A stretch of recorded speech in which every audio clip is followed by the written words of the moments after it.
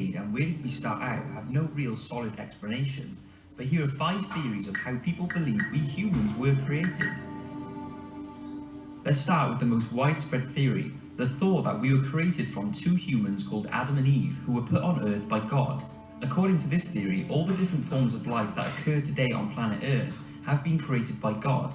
Adam and Eve were, according to the book of Genesis, the Bible and the Quran, the first man and woman to be created by God. It suggests that he created the universe in 7 days, reserving his 6th day of creation to produce man and woman, and then on the 7th day he rested. God fashioned the first human, Adam, from clay and blew the breath of life into his nostrils. He then planted a garden known as the Garden of Eden and grew in the middle of the garden the tree of knowledge of good and evil and the tree of life. God set the man in the garden to work it out and watch over it, permitting him to eat from all the trees in the garden except from the tree of knowledge, for on the day you eat of it you shall surely die.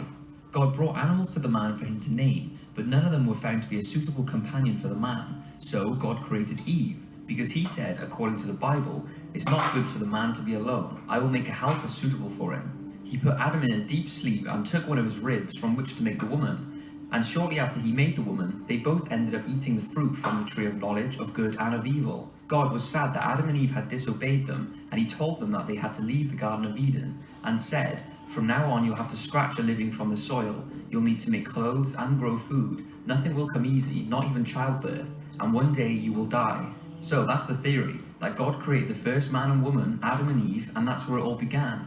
Millions of people around the world believe this was how life was formed, and before the 1800s, this really was the only acceptable form of human creation.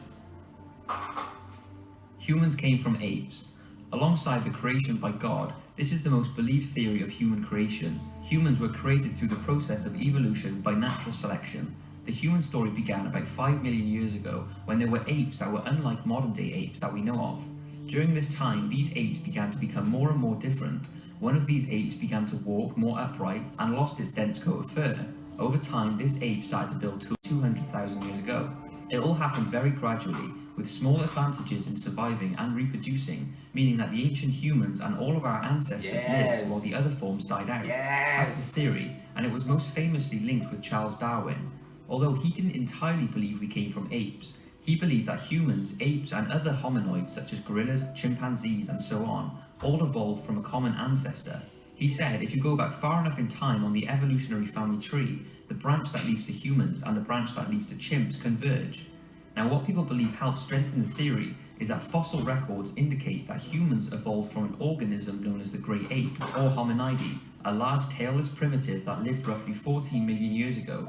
And if you look at the fossil record, you'll see we didn't evolve from modern day apes, but from this great ape. Although modern day apes are believed to have the same evolutionary ancestor, and this is why apes still exist alongside humans, because we were both diverted in different paths from the Hominidae.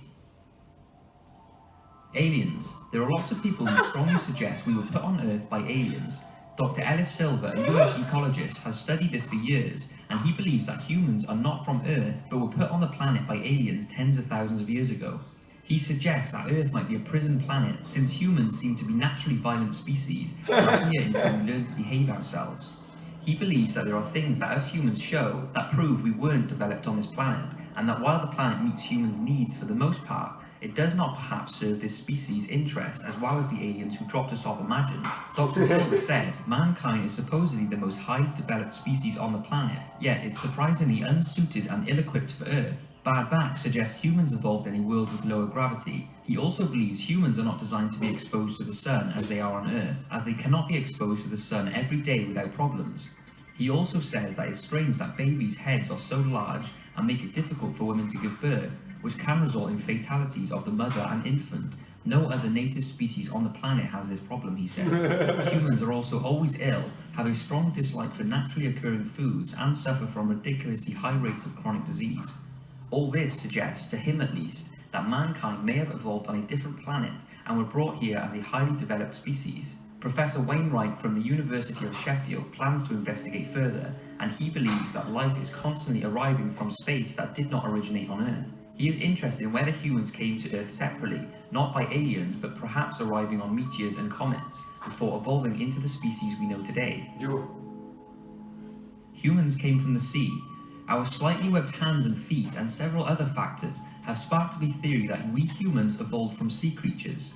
In 2013, there was a major conference in London that was held by scientists, academics, medics, and wildlife expert Sir David Attenborough to discuss a topic about the theory of us evolving from sea animals into humans.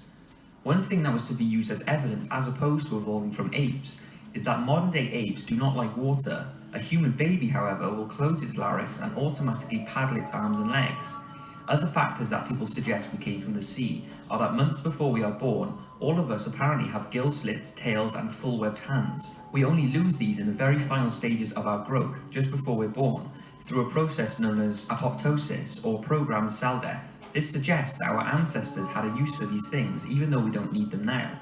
They also say that the ability of babies to swim and naturally hold their breaths indicate that childbirth was done at sea, and that apparently humans need docosahexaenoic acid, which is an omega-3 fatty acid found in seafood, as this boosts brain growth in mammals. It's believed that without a high DHA diet from seafood, we could not have developed our big brains, and researchers say the large quantity of seafood we would have been eating during our underwater stages would have helped develop our brains enough for us to take to the land and further evolve into early humans. So that's the theories behind whether or not humans evolved from the ocean. What do you think?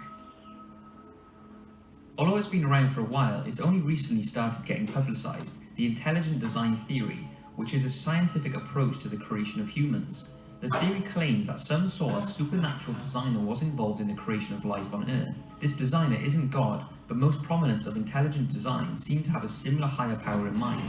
Now, the intelligent design theory is not biblical creation like the first theory I mentioned. There is a distinction between the two positions. Biblical creationists begin with the conclusion that the biblical account of creation is reliable and correct, that life on Earth was designed by God, whereas intelligent design theorists reach the conclusion that life on Earth was designed by an intelligent agent, but they just don't know who this so-called agent was. Here are the two main arguments intelligent design believers stand by. They say that the evolutionary theory doesn't fully explain the origin and development of life on Earth, and that the universe shows so much order, purpose, and design that there must have been a designer. So do you think we were created by someone other than God? So that's 5 theories of the creation of man. Leave a comment down below on what you think, and if you have any of your own theories, I would love to hear them. Thanks for watching.